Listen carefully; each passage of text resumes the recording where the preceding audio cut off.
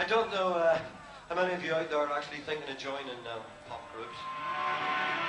And when Rough Trade signed this bunch of Belfast punks in 1978, they became not just an alternative ideological force, but genuine competitors in the commercial music world.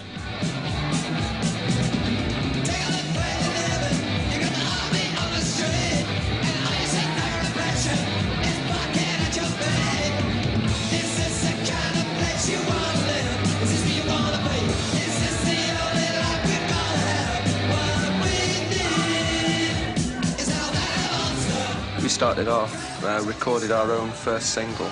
I got in touch with Rough Trade and they started to sell copies of that single for us. When it came to the second single, they asked us could they pay the costs and so forth and go into it on a joint venture.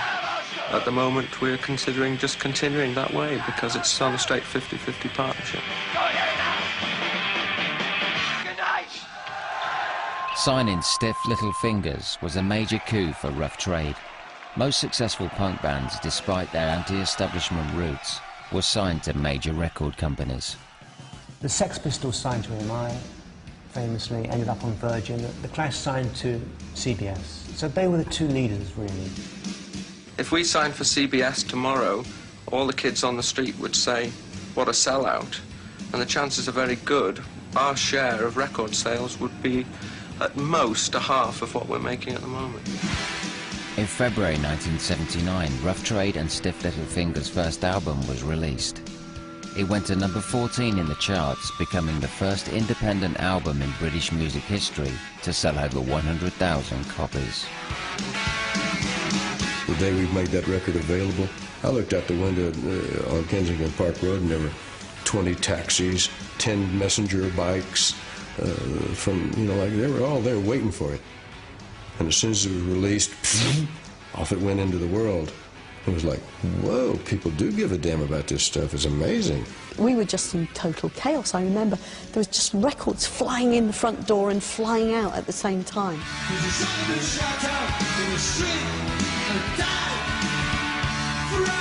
Stiff Little Fingers' album, Rough One, was our very first album. And miraculously, it was hugely successful. It sold 100,000 copies in virtually no time at all. And it put the label on the map. And it made us say to ourselves, you know what? This isn't that hard, is it? The Stiff Little Fingers album was a payoff for an idealism. Clash didn't really need to go to CBS. Stiff Little Fingers proved that. I mean, 100,000 copies, that generates a huge amount of turnover. And that in itself was the building bricks on which the label was able to go forward. That was the cash flow that enabled us to do other records. Stiff Little Fingers are about to embark on a fairly grueling tour of the UK, but they are with us here tonight just before they do that with their single At the End.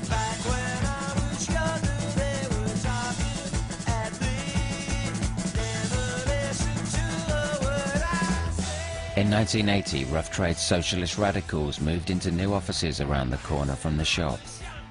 They were just one of a growing movement of left-wing collectives like City Limits magazine and activist groups like Rock Against Racism that challenged the ideology of Margaret Thatcher's recently elected Conservative government. It was an era when kind of moral values, respect for your fellow man, egalitarian sense of just brotherhood, really, and sisterhood, came to the surface in a corrupt, dog-eat-dog world, you know. Rough Trade represented a serious alternative to the cutthroat corporate music industry.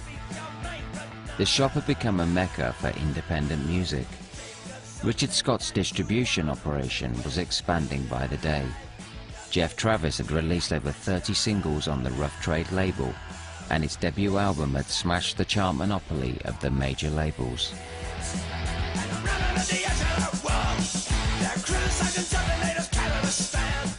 Rough Trade's biggest problem was holding on to bands once they'd broken through.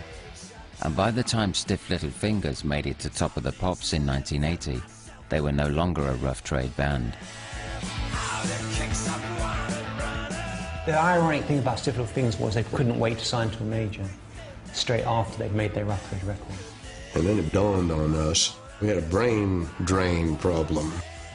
So there was always this anxiety about losing talent. If we don't respond in some sense to the growth of our band by a certain amount of growth, all it means is that we will be a nursery ground for every major label that exists in this country. And it doesn't seem in the long run as though that's a very good idea, because all it means is that you give the band a chance to live out their ideals for a few years, and then they go and join, you know, a corporation, and then whatever happens up to them after that, you know, will happen. It's very debatable whether that's good or bad. We think it's bad.